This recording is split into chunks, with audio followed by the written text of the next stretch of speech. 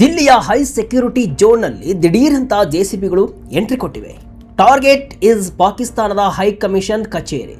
ಇಸ್ಲಾಮಾಬಾದ್ನಲ್ಲಿ ಪಾಕಿಸ್ತಾನ ಮಾಡಿದಂತಹ ಒಂದು ಸಣ್ಣ ದುರಹಂಕಾರಕ್ಕೆ ಭಾರತ ದಿಲ್ಲಿಯಲ್ಲಿ ಕೊಟ್ಟಿರುವಂತಹ ಬುಲ್ಡೋಜರ್ ತಿರುಗೇಟು ಇದು. ಎಸ್, ನೀವು ಯಾವತ್ತಾದರೂ ಯೋಚನೆ ಮಾಡಿದ್ದೀರಾ ಡಿಪ್ಲೊಮ್ಯಾಟಿಕ್ ಮಟ್ಟದಲ್ಲಿ ಎರಡು ದೇಶಗಳ ನಡುವಿನ ಟೆನ್ಷನ್ ಬೀದಿಗೆ ಬಂದರೆ ಹೇಗಿರುತ್ತೆ ಅಂತ? ದಿಲ್ಲಿಯ ಚಾಣಕ್ಯಪುರಿಯಲ್ಲಿ ಇವತ್ತು ಅದೇ ಆಗಿದೆ. ಭಾರತ ಮತ್ತು ಪಾಕಿಸ್ತಾನದ ನಡುವಿನ ಕೋಲ್ಡ್ ವಾರ್ ಈಗ ಅಕ್ಷರಶಃ ರಸ್ತೆಗೆ ಬಂದಿದೆ. ಯಾವುದೇ ಮುನ್ಸೂಚನೆ ಇಲ್ಲದೆ, ಸದ್ದಿಲ್ಲದೆ ದಿಲ್ಲಿಯಲ್ಲಿರುವಂತಹ ಪಾಕಿಸ್ತಾನ ಹೈಕಮಿಷನ್ ಕಚೇರಿಗೆ ಜೆಸಿಬಿಗಳು ನುಗ್ಗಿವೆ. ಪಾಕಿಸ್ತಾನದ ರಾಯಭಾರಿ ಕಚೇರಿಯ ಆವರಣದ ಆಚೆಗಿದ್ದ ಸ್ಟ್ರಕ್ಚರ್ಗಳನ್ನು ಭಾರತದ ಅಥಾರಿಟಿಗಳು ನಿರ್ದಾಕ್ಷಿಣ್ಯವಾಗಿ ಡೆಮಾಲಿಷ್ ಮಾಡಿ ಮಣ್ಣು ಪಾಲು ಮಾಡಿವೆ. ಈ ಬುಲ್ಡೋಜರ್ ಆಕ್ಷನ್ ಶುರುವಾಗಿದ್ದೇ ತಡ ಇಸ್ಲಾಮಾಬಾದ್ನಲ್ಲಿ ಪಾಕಿಸ್ತಾನಕ್ಕೆ ಅಕ್ಷರಶಃ ನಡುಕ ಶುರುವಾಗಿದೆ. ಒಂದು ಕಡೆ ದಿಲ್ಲಿಯಲ್ಲಿ ಪಾಕಿಸ್ತಾನಕ್ಕೆ ಟಿಟ್ ಫಾರ್ ಟ್ಯಾಟ್ ಆಕ್ಷನ್ ನಡೀತಾ ಇದ್ರೆ, ಇನ್ನೊಂದು ಕಡೆ ಕಾಶ್ಮೀರ ವಿಚಾರವಾಗಿ ಅಮೆರಿಕದ ರಾಯಭಾರಿ ಕೊಟ್ಟಂತಹ ಹೇಳಿಕೆಗೆ ಪಾಕಿಸ್ತಾನ ಉರಿದು ಹೋಗಿದೆ. ಇವೆಲ್ಲದರ ನಡುವೆ ಪಾಕಿಸ್ತಾನ ಗುಟ್ಟಾಗಿ ಚೀನಾ ಮತ್ತು ಟರ್ಕಿ ಜೊತೆ ಸೇರಿ ದೊಡ್ಡ ಡಿಫೆನ್ಸ್ ಪ್ಲಾನ್ ಅನ್ನು ಮಾಡ್ತಿದೆ. ಎಸ್, ಕಳೆದ 60 ಗಂಟೆಗಳಲ್ಲಿ ಪಾಕಿಸ್ತಾನದ ಏರ್ ಬೇಸ್ಗಳಿಗೆ ಚೀನಾ ಮತ್ತು ಟರ್ಕಿಯ ಮಿಲಿಟರಿ ವಿಮಾನಗಳು ಸಾಲು ಸಾಲಾಗಿ ಲ್ಯಾಂಡ್ ಆಗಿವೆ. ಹಾಗಾದರೆ ದಿಲ್ಲಿಯಲ್ಲಿ ಅಸಲಿಗೆ ಆಗಿದ್ದೇನು? ಜೆಸಿಬಿ ನುಗ್ಗಿದ್ಯಾಕೆ? ಪಾಕಿಸ್ತಾನಕ್ಕೆ ಅಮೆರಿಕ ಕೊಟ್ಟ ಶಾಕ್ ಏನು? ಚೀನಾ ಟರ್ಕಿ ಜೊತೆ ಸೇರಿ ಪಾಕಿಸ್ತಾನ ಮಾಡ್ತಿರೋ ಆ ದೊಡ್ಡ ಮಿಲಿಟರಿ ಕುತಂತ್ರವಾದರೂ ಏನು? ಬನ್ನಿ ಈ ವಿಡಿಯೋದಲ್ಲಿ ಡೀಟೇಲ್ ಆಗಿ ನೋಡ್ಕೊಂಡು ಬರೋಣ. ನಾನು ಶಿವಮೂರ್ತಿ ಸ್ವರ್ಪ. ಪಾಕಿಸ್ತಾನ ಹೈಕಮಿಷನ್ ಮುಂದೆ ಬುಲ್ಡೋಜರ್ ಗರ್ಜನೆ. ದಿಲ್ಲಿಯಲ್ಲಿ ಧೂಳಿಪಟವಾದ ಪಾಕಿಸ್ತಾನದ ಸ್ಟ್ರಕ್ಚರ್ಗಳು. ಎಸ್ ವೀಕ್ಷಕರೇ, ದೆಹಲಿಯ ಸೌತ್ ಭಾಗದಲ್ಲಿರುವಂತಹ ಚಾಣಕ್ಯಪುರಿ ಅನ್ನೋದು ಒಂದು ಹೈ ಸೆಕ್ಯೂರಿಟಿ ಡಿಪ್ಲೊಮ್ಯಾಟಿಕ್ ಎನ್ಕ್ಲೇವ್. ಇಲ್ಲಿ ಪ್ರಪಂಚದ ಎಲ್ಲ ದೇಶಗಳ ರಾಯಭಾರಿ ಕಚೇರಿಗಳು ಇರುತ್ತವೆ. ಗುರುವಾರದಂದು ದಿಢೀರಂತ ಇಲ್ಲಿಗೆ ಜೆಸಿಬಿ ಮಷಿನ್ಗಳು ಹಾಗೂ ಬುಲ್ಡೋಜರ್ಗಳು ಎಂಟ್ರಿ ಕೊಟ್ಟವು. ನೇರವಾಗಿ ಪಾಕಿಸ್ತಾನ ಹೈಕಮಿಷನ್ನಿನ ಕಾಂಪೌಂಡ್ ಮುಂದೆ ನಿಂತು ಅಲ್ಲಿ ಕಟ್ಟಿದ್ದ ಸ್ಟ್ರಕ್ಚರ್ಗಳನ್ನು, ಬ್ಯಾರಿಕೇಡ್ಗಳನ್ನು ಪುಡಿ ಪುಡಿ ಮಾಡಿದವು. ಪಾಕಿಸ್ತಾನ ಹೈಕಮಿಷನ್ನ ವೀಸಾ ಸೆಕ್ಷನ್ ಹತ್ತಿರ ಜನ ಕ್ಯೂ ನಿಲ್ಲೋಕೆ ಅಂತ ಮಾಡಿದಂತಹ ಕ್ಯೂ ಮ್ಯಾನೇಜ್ಮೆಂಟ್ ಇನ್ಸ್ಟಾಲೇಷನ್ಸ್, ಶೆಡ್ಗಳು, ಬಿಳಿ ಬಣ್ಣದ ವೈಟ್ ಮೆಟಲ್ ಫೆನ್ಸಿಂಗ್, ಟ್ರಾಫಿಕ್ ಬೋಲಾರ್ಡರ್ಸ್ ಮತ್ತು ಸೆಕ್ಯೂರಿಟಿ ಬ್ಯಾರಿಕೇಡ್ಗಳನ್ನು ಬೇರು ಸಹಿತ ಕಿತ್ತು ಬೀಸಾಕಲಾಗಿದೆ. ಈ ಡೆಮಾಲಿಷನ್ ಇಂದ ಆ ಜಾಗ ಹೇಗಾಗಿದೆ ಅಂದರೆ, ಇಲ್ಲಿ ಇಟ್ಟಿಗೆ ಕಾಂಕ್ರೀಟ್ ತುಂಡುಗಳು, ಮುರಿದ ಮೆಟಲ್ ಗೇಟ್ಗಳು, ಕಿತ್ತು ಬಂದಿರೋ ಫ್ಲಾಸ್ಟರ್ಗಳು ಚೆಲ್ಲಾಪಿಲ್ಲಿಯಾಗಿ ಬಿದ್ದಿವೆ. ನೀವು ವಿಜುವಲೇಷನ್ ಅಲ್ಲಿ ನೋಡಬಹುದು, ಕಾಂಕ್ರೀಟ್ ಚೂರುಗಳು ಮತ್ತು ಡೆಬ್ರಿಸ್ ಕಸದ ರಾಶಿಯಂತೆ ಬಿದ್ದಿವೆ. ಅಲ್ಲಿ ವಿಂಡೋ 1 ಪಾಕಿಸ್ತಾನಿ ಪಾಸ್ಪೋರ್ಟ್ ಓನ್ಲಿ ಮತ್ತು window 5 collection of visa applications ಅಂತ ಬರೆದಿದ್ದಂತಹ ಬೋರ್ಡ್ಗಳ ಸುತ್ತ ಕೇವಲ ಮುರಿದ ಕಟ್ಟಡ ಸಾಮಗ್ರಿಗಳು ಮಾತ್ರ ಕಾಣಿಸ್ತಿವೆ. ಅಷ್ಟರ ಮಟ್ಟಿಗೆ ಭಾರತದ ಜೆಸಿಬಿಗಳು ಪಾಕಿಸ್ತಾನ ರಾಯಭಾರಿ ಕಚೇರಿ ಮುಂದೆ ಒತ್ತುವರಿ ತೆರವು ಆಪರೇಷನ್ ಅನ್ನ ಶುರು ಮಾಡಿವೆ. ಪಾಕ್ ಮಾಡಿದ ತಪ್ಪಿಗೆ ಟಿಟ್ ಫಾರ್ ಟ್ಯಾಟ್ ಆಕ್ಷನ್. ಆದರೆ ಈ ಆಕ್ಷನ್ ಯಾಕೆ ಆಯಿತು? ಭಾರತ ಸುಮ್ಮನೆ ಈ ರೀತಿ ಮಾಡೋದಲ್ಲ ಅಂತ ನೀವು ಕೇಳಬಹುದು. ಎಸ್, ಭಾರತ ಸುಮ್ಮನೆ ಖಂಡಿತ ಈ ಆಕ್ಷನ್ ಅನ್ನ ತಗೊಂಡಿಲ್ಲ. ಮೇಲ್ನೋಟಕ್ಕೆ ಇದೊಂದು ಅನಧಿಕೃತ ಕಟ್ಟಡ ತೆರವು ಕಾರ್ಯಾಚರಣೆ ಅಂತ ಕಂಡ್ರೂ ಕೂಡ ಇದರ ಹಿಂದಿರೋ ಡಿಪ್ಲೊಮ್ಯಾಟಿಕ್ ಆಂಗಲ್ ಬಹಳ ಇಂಟ್ರೆಸ್ಟಿಂಗ್ ಆಗಿದೆ. ಇದನ್ನ ಡಿಪ್ಲೊಮ್ಯಾಟಿಕ್ ಭಾಷೆಯಲ್ಲಿ ಟಿಟ್ ಫಾರ್ ಟ್ಯಾಟ್ ಅಂದ್ರೆ ಸೇಡಿಗೆ ಸೇಡು ಅಂತಾನೆ ಹೇಳಬಹುದು. ಯಾಕಂದ್ರೆ ಕೇವಲ 3 ದಿನಗಳ ಹಿಂದೆ ಅಂದ್ರೆ ಆಗಸ್ಟ್ 17ರಂದು ಇಸ್ಲಾಮಾಬಾದ್ನಲ್ಲಿರುವಂತಹ ಇಂಡಿಯನ್ ಹೈಕಮಿಷನ್ ಮುಂದಿದ್ದಂತಹ ಸೆಕ್ಯೂರಿಟಿ ಬ್ಯಾರಿಕೇಡ್ಗಳು ಮತ್ತು ಪಾರ್ಕಿಂಗ್ ಪೋಲ್ಗಳನ್ನು ಪಾಕಿಸ್ತಾನ ರಿಮೂವ್ ಮಾಡಿತ್ತು. ಪಾಕಿಸ್ತಾನದ ಆ ದುರಹಂಕಾರಕ್ಕೆ ಕೌಂಟರ್ ಕೊಡೋಕೆ 3 ದಿನದಲ್ಲಿ ದಿಲ್ಲಿಯಲ್ಲಿ ಪಾಕಿಸ್ತಾನದ ಎಂಬಸಿ ಮುಂದೆ ಬುಲ್ಡೋಜರ್ ಇಳಿಸಿ ಭಾರತ ಸರಿಯಾದ ರಿಪ್ಲೈ ಕೊಟ್ಟಿದೆ. ಆದರೆ ಅಧಿಕೃತವಾಗಿ 2 ಘಟನೆಗಳಿಗೂ ಯಾವುದೇ ಲಿಂಕ್ ಇದೆ ಅಂತ ಸರ್ಕಾರ ಹೇಳಿಲ್ಲ. ಅಫಿಷಿಯಲ್ಸ್ ಹೇಳೋ ಪ್ರಕಾರ ಈ ಡೆಮಾಲೇಷನ್ ಕೇವಲ ಕಾಂಪೌಂಡ್ ಆಚೆ ಇದ್ದ ಅನಧಿಕೃತ ಕಟ್ಟಡಗಳ ಮಾತ್ರ ನಡೆದಿದೆ ಅಂತ ಹೇಳ್ತಿದ್ದಾರೆ.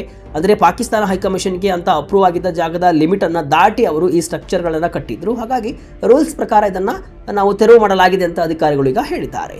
ಆದರೆ ಗಮನಿಸಬೇಕಾದ ಅಂಶ ಅಂದರೆ, ಪಾಕಿಸ್ತಾನ ಹೈಕಮಿಷನ್ನ ಮೇನ್ ಬಿಲ್ಡಿಂಗಿಗೆ ಯಾವುದೇ ಎಫೆಕ್ಟ್ ಆಗಿಲ್ಲ. ಅವರ ಬಿಳಿ ಗೋಡೆಗಳು, ಗುಮ್ಮಟದ ಆಕಾರದ ಸ್ಟ್ರಕ್ಚರ್ ಮತ್ತು ಪಾಕಿಸ್ತಾನದ ಲಾಂಛನ ಇರುವಂತಹ ಮೇನ್ ಗೇಟ್ ಯಥಾಸ್ಥಿತಿಯಲ್ಲೇ ಇದೆ. ಕಾಶ್ಮೀರ ಭಾರತದ ಪ್ರಮುಖ ಭಾಗ. ಅಮೆರಿಕದ ಹೇಳಿಕೆಗೆ ಪಾಕಿಸ್ತಾನ ಫಿನಿಶ್. ಇದರ ಜೊತೆಗೆ ಇನ್ನೊಂದು ದೊಡ್ಡ ಡೆವಲಪ್ಮೆಂಟ್ ಅಂದರೆ ಅಮೆರಿಕದ ರಾಯಭಾರಿ ಸರ್ಜಿಯೋ ಗೋರ್ ಅವರ ಕಾಶ್ಮೀರ ಭೇಟಿ. ಈ ಬಗ್ಗೆ ಈಗಾಗಲೇ ಡೀಟೇಲ್ ಆಗಿ ನಾನೊಂದು ವಿಡಿಯೋನ ಮಾಡಿ ಹಾಕಿದ್ದೆ ನಿಮಗೆ. ಅಲ್ಲಿ ನೀವು ಪೂರ್ತಿ ವಿಡಿಯೋನ ಮತ್ತೆ ಹೋಗಿ ನೋಡ್ಬೋದು. ಈಗ ಬ್ಯಾಕ್ ಟು ಬ್ಯಾಕ್ ವಿಷಯಕ್ಕೆ ಬರೋಣ. ಭಾರತದಲ್ಲಿರುವಂತಹ ಅಮೆರಿಕದ ಅಂಬಾಸಿಡರ್ ಸರ್ಜಿಯೋ ಗೋರ್ ಇತ್ತೀಚೆಗೆ ತಮ್ಮ ಮೊದಲ ಭೇಟಿಯಾಗಿ ಜಮ್ಮು ಕಾಶ್ಮೀರದ ಶ್ರೀನಗರಕ್ಕೆ ಹೋಗಿದ್ರು. ಅಲ್ಲಿ ಅವರು ಬಹಳ ಸ್ಟ್ರಾಂಗ್ ಆಗಿ ಜಮ್ಮು ಮತ್ತು ಕಾಶ್ಮೀರ ಭಾರತದ ಒಂದು ಪ್ರಮುಖ ಭಾಗ ಅಂತ ಹೇಳಿದರು. ಜೊತೆಗೆ ಕಾಶ್ಮೀರದಲ್ಲಿ ಸೆಕ್ಯೂರಿಟಿ ಬಹಳ ಚೆನ್ನಾಗಿದೆ. ಮುಂದಿನ ದಿನಗಳಲ್ಲಿ ಕಾಶ್ಮೀರಕ್ಕೆ ಭೇಟಿ ನೀಡುವ ಅಮೆರಿಕನ್ ಪ್ರಜೆಗಳಿಗೆ ಇದ್ದಂತಹ ಟ್ರಾವೆಲ್ ಅಡ್ವೈಸರ್ ಅನ್ನು ಕೂಡ ಸಡಿಲಗೊಳಿಸುವ ಸುಳಿವನ್ನು ಕೂಡ ಕೊಟ್ಟಿದ್ದರು. ಈ ಭೇಟಿಯ ವೇಳೆ ಜಮ್ಮು ಕಾಶ್ಮೀರದ ಮುಖ್ಯಮಂತ್ರಿ ಒಮರ್ ಅಬ್ದುಲ್ಲಾ ಅವರನ್ನು ಕೂಡ ಸರ್ಜಿಯೋ ಗೋರ್ ಭೇಟಿಯಾಗಿತ್ತು. ಈ ಬಗ್ಗೆ ಮಾತನಾಡಿದ ಒಮರ್ ಅಬ್ದುಲ್ಲಾ, ನಮ್ಮ ಎರಡು ದೇಶಗಳ ಸಂಬಂಧದ ಬಗ್ಗೆ ನಾವು ಚರ್ಚೆ ಮಾಡಿದ್ವಿ. ಅದರಲ್ಲೂ ವಿಶೇಷವಾಗಿ ಜಮ್ಮು ಕಾಶ್ಮೀರಕ್ಕೆ ಅಮೆರಿಕದಿಂದ ಏನೆಲ್ಲ ಸಹಾಯ ಮಾಡ್ಬೋದು ಅನ್ನೋದರ ಬಗ್ಗೆಯೂ ಕೂಡ ಮಾತುಕತೆ ಆಯಿತು ಅಂತ ಹೇಳಿದರು.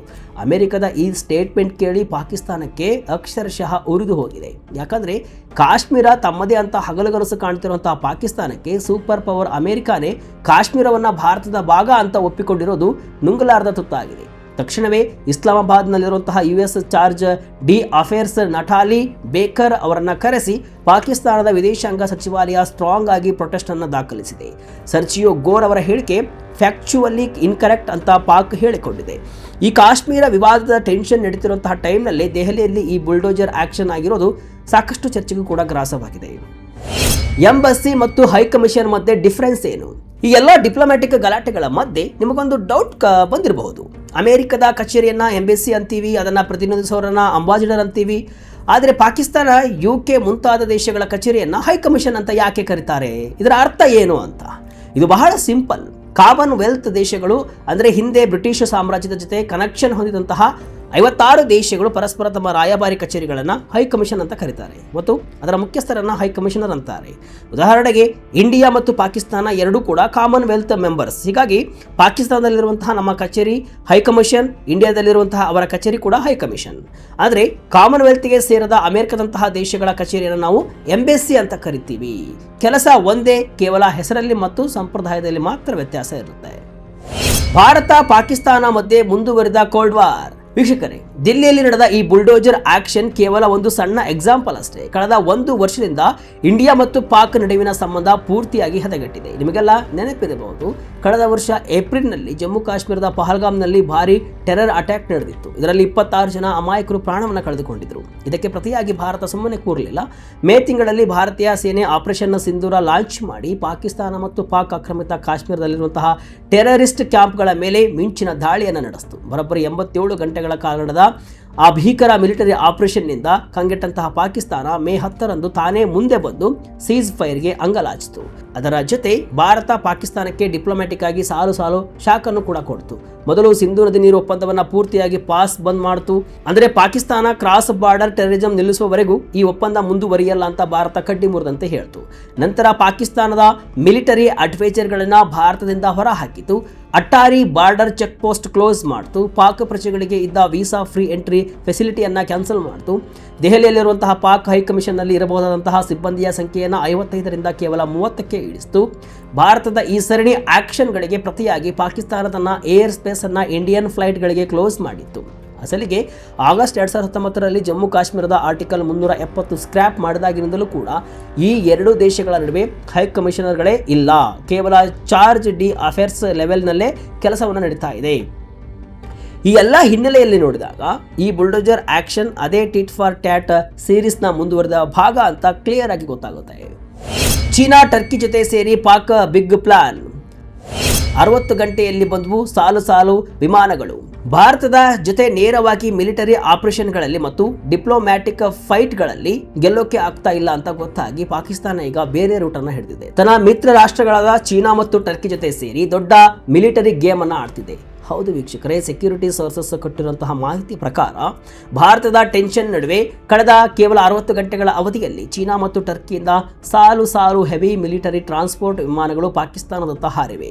ರಾವಲ್ಪಿಂಡಿ ಹತ್ತಿರ ಇರುವಂತಹ ನೂರ್ ಖಾನ್ ಏರ್ ಬೇಸ್ ಮತ್ತು ಕರಾಚಿಯ ಮಸ್ರೂರ್ ಏರ್ ಬೇಸ್ನಲ್ಲಿ ಈ ಚೀನಾ ಮತ್ತು ಟರ್ಕಿಯ ಮಿಲಿಟರಿ ವಿಮಾನಗಳು ಲ್ಯಾಂಡ್ ಆಗಿವೆ. ಹಾಗಾದರೆ ಏಕಾಏಕಿ ಈ ಲೆವೆಲ್ನ ಏರ್ ಟ್ರಾಫಿಕ್ ಯಾಕೆ? ಗುಪ್ತಚರ ವರದಿಗಳ ಪ್ರಕಾರ ಈ ವಿಮಾನಗಳ ಮೂಲಕ ಭಾರಿ ಪ್ರಮಾಣದ ಮಿಲಿಟರಿ ಎಕ್ಸ್ಪ್ಲಿಮೆಂಟ್ಸ್, ಅದರಲ್ಲೂ ಕೂಡ ವಿಶೇಷವಾಗಿ ಡ್ರೋನ್ಗಳು ಮತ್ತು ಡಿಫೆನ್ಸ್ ಸಿಸ್ಟಮ್ಗಳನ್ನು ಪಾಕಿಸ್ತಾನಕ್ಕೆ ಟ್ರಾನ್ಸ್ಫರ್ ಮಾಡಲಾಗ್ತಿದೆ.